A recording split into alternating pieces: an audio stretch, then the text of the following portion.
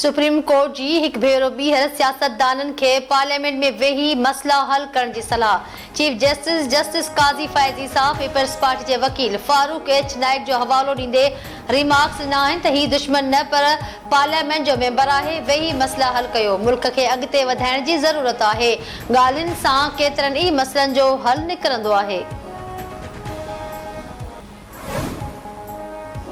मुल्क में अणएलानियल martial law लॻल आहे। असां सभु तव्हां वधाए रहिया आहियूं। पीटीआई बानी नेब तरमीम केस में जजिस खे मुखातिब थींदे चयो त हिंदुस्तान में अरविंद केजरीवाल जी सज़ा मुअत्तल करे खेसि चूंडनि में हिसो वठणु ॾिनो वियो, पर मूंखे 5 ॾींहं में सज़ा ॾेई चूंडनि खां ॿाहिरि कढियो वियो। पार्लियामेंट वञी साज़िशी हुकूमत खे जवाबु नथो ॾेई सघां।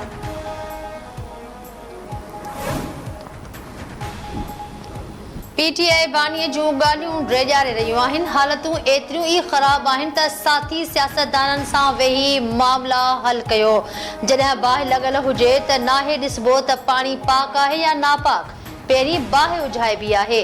तव्हां असां तरफ़ ऐं असां वरी तव्हां तरफ़ ॾिसी रहिया आहियूं। मुल्क खे कुझु थियो त ज़िम्मेवार अदलिया न पर सियासतदान हूंदा। सुप्रीम कोर्ट जे जस्टिस जमाल मंदोखेल जो पीटीआई बानीअ सां मुकालमो।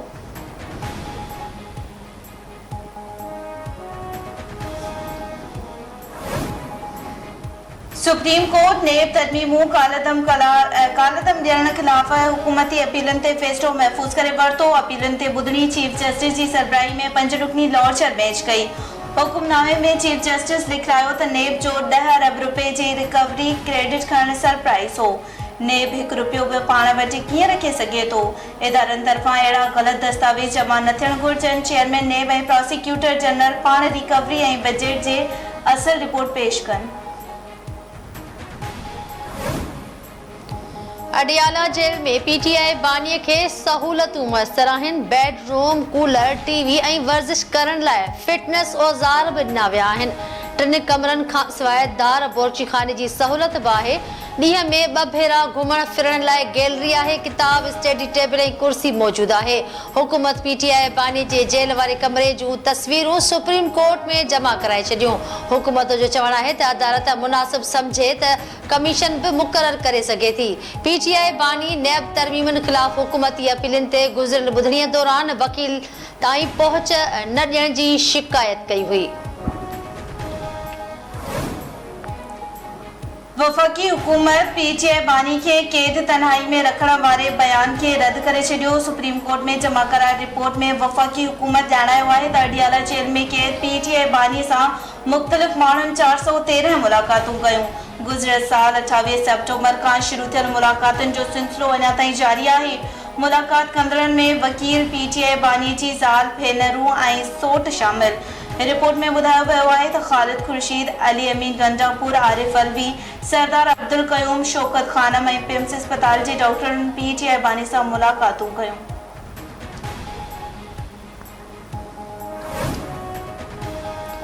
मुल्क दुश्मन अंसर पाक चीन दोस्ती ख़राब करणु चाहिनि था। पाकिस्तान ऐं चीन जी दोस्ती मज़बूत आहे।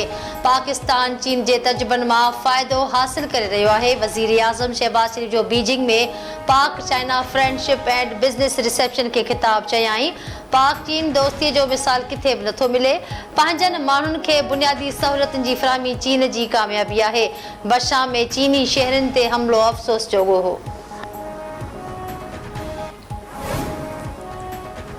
वॾे वज़ीर सैयद मुराद अली शाह चयो आहे त बोर मुतासिरनि लाइ तामीर थींदड़ घरनि जो मंसूबो दुनिया जो सभ खां वॾो मंसूबो आहे। बोर मुतासिरनि लाइ 21 लख घर ठाहिया पिया वञनि। 8 लख घरनि जो अॾावती कमु जारी आहे। 2022 वारी बोर 2010 वारी बोर खां वॾी हुई। सिंध में तमामु घणो नुक़सानु थियो। बोर मुतासिरनि खे बैंक ज़रिए इमदाद ॾिनी वई। सिंध जे अवाम खे सहूलियतुनि जी फ़राहमी लाइ क़दम खंया पिया वञनि। हुकूमत हिकु भेरो ॿीहर महांगाई जी सतायल अवाम ते बिजलीअ जो बम केराए छॾियो। बिजलीअ जी क़ीमत में 3 रुपया 33 पैसा फ़ी यूनिट वाध नोटिफिकेशन जारी। वाहपेदारनि इज़ाफ़ी अदायगी हलंदड़ महीने जे बिलनि में अदा कंदा। बिजलीअ जी क़ीमत में वाध के इलेक्ट्रिक वाहपेदारनि ते लागू न हूंदी। सिंध जे वर्क्स एंड सर्विसेज ऐं जेल खाते जे वज़ीर पारां ठेकेदारनि खे तरक़ियाती मंसूबा वक़्त सिर मुकमल करण जी हिदायत। अली हसन ज़रदारी जी सदारत हेठि ठेकेदारनि जो इजलास। सूबाई वज़ीर चयो आहे त जे तरक़ियाती कम में रंडक आहे आगाह कयो वञे त जीअं फौरी तौर ते हल कढी सघिजे। समूरनि सरकारी इमारतुनि जो कमु जल्द मुकमल कयो वञे। बिलावल भुट्टो ज़रदारी जे नज़रिए तहत कमु करे रहिया आहियूं। तरक़ियाती मनसूबा मुकमल थियण सां सिंध में तरक़ी जी हिकु नए दौर जी शुरूआत थींदी। सूबाई वज़ीर अली हसन ज़रदारी शहीद बेनज़ीर भुट्टो मेडिकल यूनिवर्सिटी ॾियारी जो दौरो करे उस्तादनि ऐं स्टाफ जे फ्लैट्स जो हलंदड़ कम जो जाइज़ो वरितो। लाहौर हाई कोर्ट सदारती ऑर्डिनेंस ज़रिए नेब कानून में तरमीमनि ख़िलाफ़ दरख़्वास्त ते फ़ैसिलो महफ़ूज़ करे छॾियो। अदालत पुछाणो कयो त सदारती ऑर्डिनेंस जारी कयो वियो कहिड़ी एमरजेंसी वारी सूरत हाल हुई। पार्लियामेंट जी मौजूदगी में सदारती ऑर्डिनेंस छो जारी कयो वियो, कहिड़ी ज़रूरत हुई। दरख़्वास्त में नेब जे कानून में जिस्मानी रिमांड 14 ॾींहनि मां वधाए 40 ॾींहं करण वारो क़दम चैलेंज कयो वियो आहे। इंसानी स्मगलिंग के केस में गिरफ्तार समाजी अगवान सारम बनी 2 ॾींहनि जी जिस्मानी रिमांड ते FIA हवाले। FIA संगीन इल्ज़ामनि हेठि गिरफ्तार समाजी अगवान सारम बनी खे अदालत में पेश करे जिस्मानी रिमांड जी इस्तदा कई। जांच ऑफिसर चयो त सारम बनी जो बयान रिकॉर्ड करणो आहे, रिमांड ॾिनो वञे। सारम बनी केस ख़त्म करण जी दरख़्वास्त दाख़िल करे छॾी। शहीद सहाफ़ी नसरुल्लाह गडानी जे कातिलनि जी गिरफ़्तारी लाइ सुबुह खां मीरपुर माथिले में धरणो जारी। शहीद सहाफ़ी जी माउ जे सॾ ते सहाफ़ियुनि सियासी समाजी अॻुवाननि ऐं शहरनि क़ौमी शाहरा ते धरणो हणी रोड ब्लॉक करे छॾियो। असल कातिलनि जी गिरफ़्तारी लाइ CM हाउस आलो धरणे हणण जो चेताव।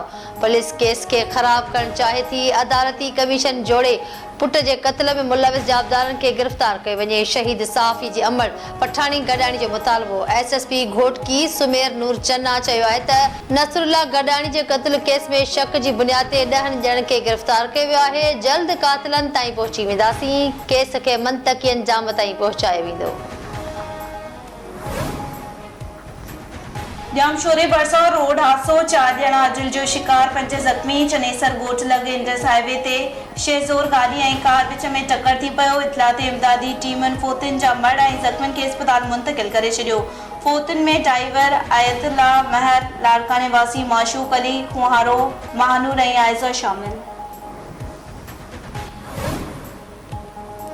हब जे इलाक़े उथल वेझो कोच कल्टी थियण खां पोइ बाहि 3 मुसाफ़िर सड़ी फौत, 14 ज़ख़्मी।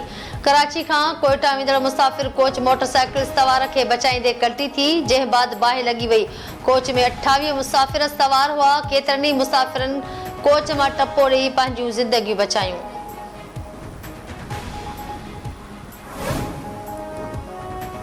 लाड़काने में मुबैना पुलिस मुक़ाबलो, 2 मुबैना ॾोहारी मार्ची विया। पुलिस मूजिब मुक़ाबलो ॻोठ मियां खान खखराणी वारे इलाइक़े में थियो। मार्ची वारे ॾोहारनि जी सुञाणप कंबर दादकोट वासी दादलो ॾेपर ऐं सरताज ॾेपर तौर थी। संदसि कब्ज़े मां हथियार हथ कया विया आहिनि।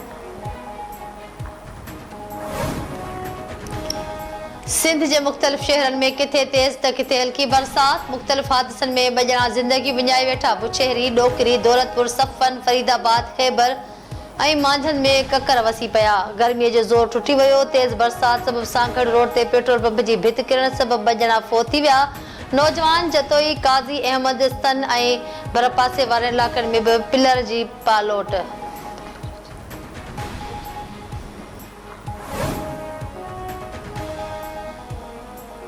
T20 वर्ल्ड कप जी 11 मैच में पाकिस्तान जी अमरीका खिलाफ बैटिंग जारी। अमरीकी टीम टास्क खणी क़ौमी टीम खे बैटिंग जी दावत ॾिनी। 3 ओवरनि ताईं मोहम्मद रिज़वान 9 ऐं ओस्मान खान 3 रन्स ठाहे पवेलियन रवाना।